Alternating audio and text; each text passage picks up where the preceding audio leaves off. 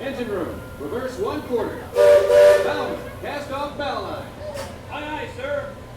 Bow line away. Engine room, ahead 1/4. Sound last bell.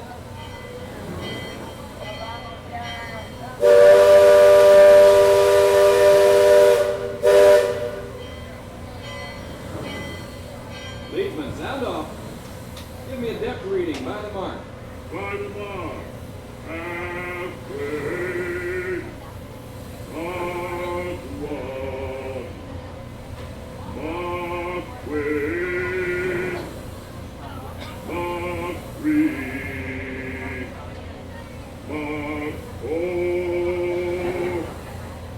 Oh, ocean. Mark 4. Engine room ahead 3/4. Stand by. Steady as she goes. Captain? Welcome aboard the Liberty Belle. I'm your captain, Horace Bixby, and my pilot with me here on the Texas deck is a young cub that goes by the name of Sam Clemens. Hey, he's marking his 100th voyage down the river today with nary a calamity on his watch.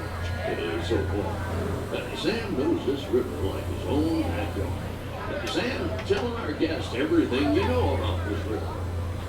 Well, now, I always figure it is better to keep your mouth shut and appear stupid than to open it and remove all doubt. But I will tell you this. I love this river more than anything else. I've loved this river, even from the time I was a toddler back in Missouri.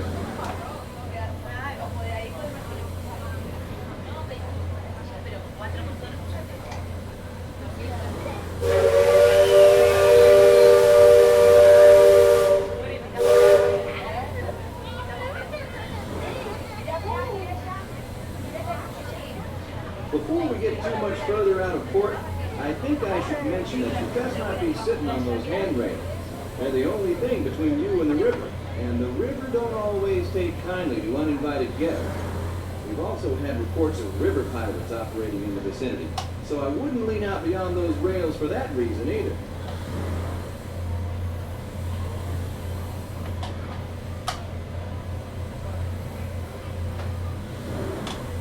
Now, for those of you on the port side, that river town we're passing is frontier land. A few years back, it was no more than a boom town carved out of the wilderness by a handful of settlers looking to start a new life. Today, gentility and decorum are running rampant. Oh, it still has its share of footloose trappers, keelboaters, prospectors, and an Indian or two, but mostly it's flush time and well on its way to becoming a fine big city. Frontierland reminds me some of my own hometown, Canada. It takes me back to when I was a barefoot boy growing up alongside the riverbanks. You know, it seems to me that when I was younger, I could remember everything, whether it happened or not. But as I grow older, I seem to remember only the things that never happened at all.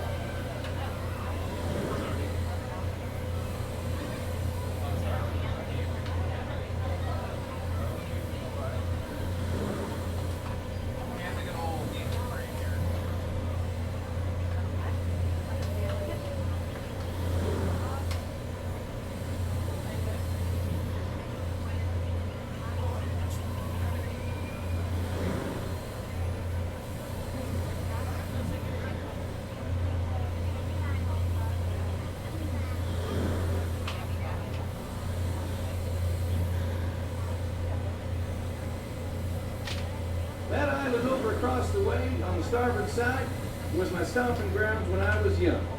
Exceedingly young. Marvelously young. Young by hundreds of years. Younger than I will ever be again. It's called Tom Sawyer's Island and is named for a friend from my boyhood. Even today, the only way you can get there is by raft. Old man Harper's grain mill is there, back in the woods just off Tom's Landing. And that's Muff Potter's Pond and his windmill. We almost hanged Muff once. And there's Muff's Landing. I always did like Huck. You could swear just wonderful. He and Tom and I spent most of our wild and reckless youth exploring that island. Lots of caves, lots of adventure, if you know where to look. And we all knew where to look. That's Superstition Bridge. It connects the big island to the little one. And if you follow the wilderness trail there, it'll lead you right up to the gates of Fort Langhorne. It's the last trading outpost before we head into Indian country.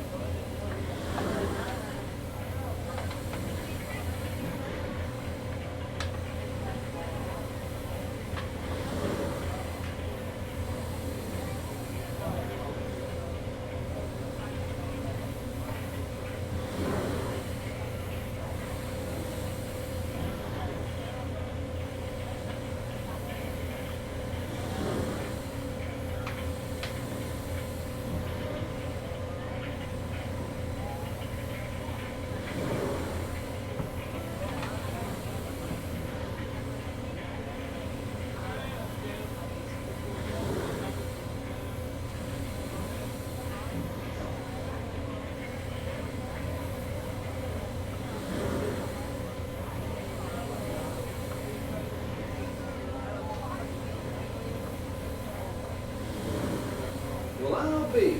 Look who's drifted out of the bayou. Off to port, Captain. It's Beacon Joe.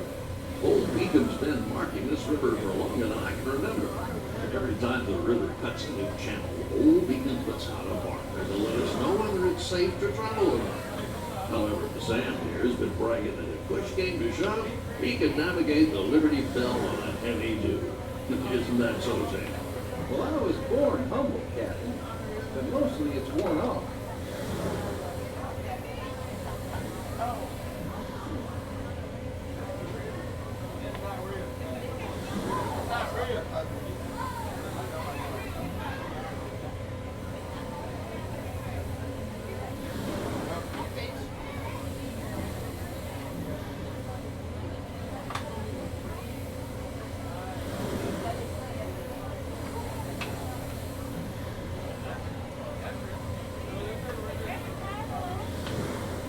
Captain, Indian village to port. Now that's something you don't see much out this way. That's an Algonquin Indian village that looks to be from the Powhatan tribe. But usually they stay further east.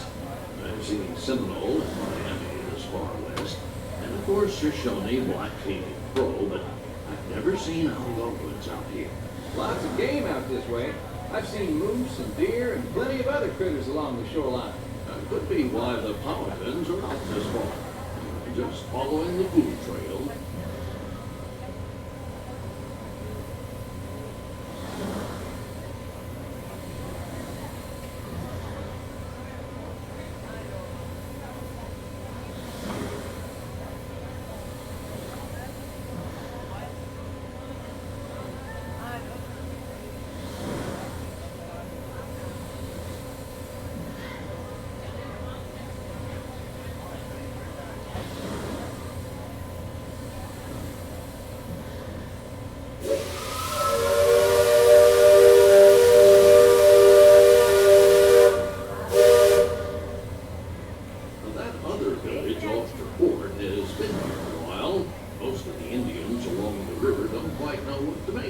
Steamboat, they call it amble, which means fire canoe, because of the smoke and sparks pouring out of our topstack.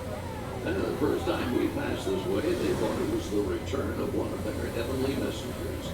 They said our riverboat was a comet of the sun. Just beyond the village, up that hill, is their sacred burial ground. That those who fall in battle are placed atop the traditional bed of death. After nightfall, they'll return to warn the great warriors who brought honor to the tribe.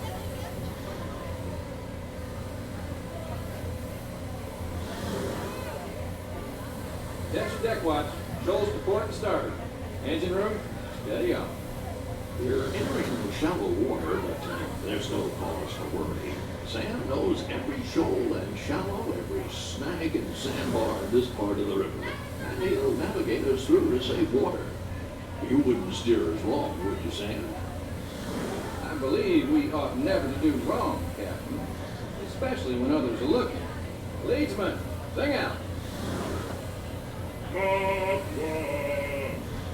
Waterless free, halfway, halfway, halfway. Waterless, red flag country. Those of you that have been this way before know that the water can get fairly shallow along this stretch of the river. The leadsmen call out the deck. Each mark is a fathom, 6 feet. Mark Twain is 2 fathoms, and for us that means safe water.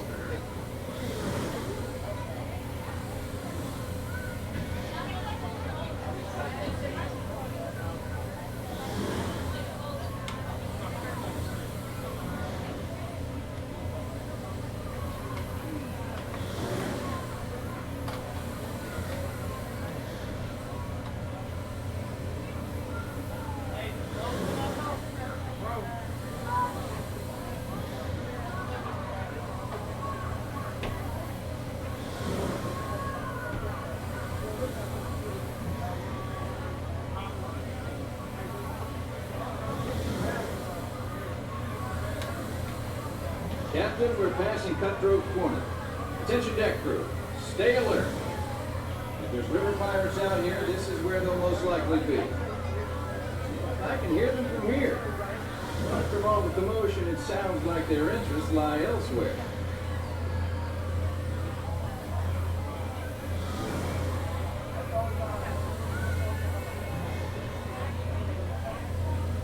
If you folks on deck look past the trees on the island, that's Fort Langhorne. Most of these old forts started out as trading posts.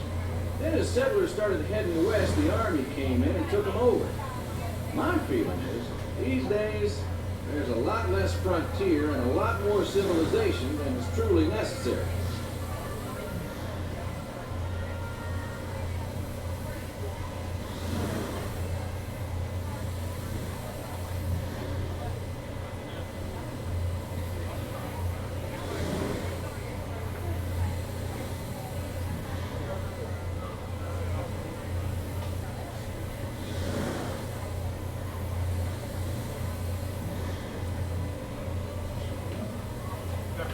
Leadsman, give me a depth reading. Sing out.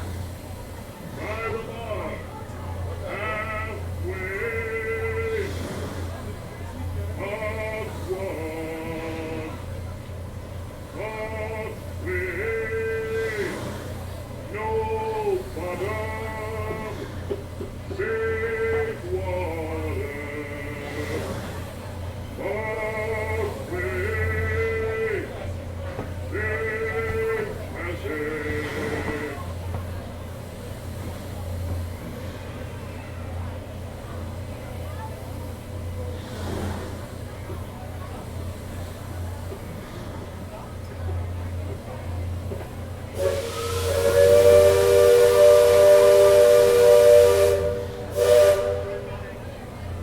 You see that brick mansion back over yonder there in the woods?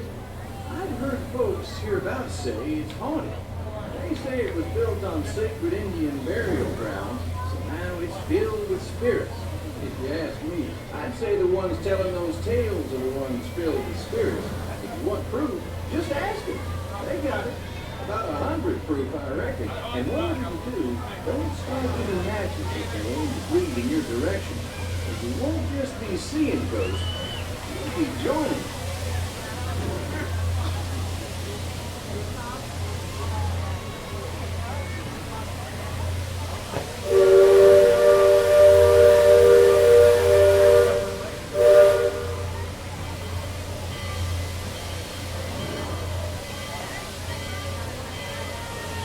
We're approaching Liberty Square, which is home court for us. We'll be putting in the dock shortly, so those of you on the upper two decks might be of a mind to collect all your parcels and head to the lower deck. You got youngins who want to take them in here before they get out of hand. On behalf of the captain, myself, and the crew, thanks for flying the waterway with us. I hope I see you next time around the river bend. Thanks, Sam, and thank you, everyone, for traveling the rivers of America with us today. Engine room. Approach levy at 1/4 speed. Man the bow line. Pursers, check brake and cargo. All hands prepare to dock. All passengers, stand by and go ashore.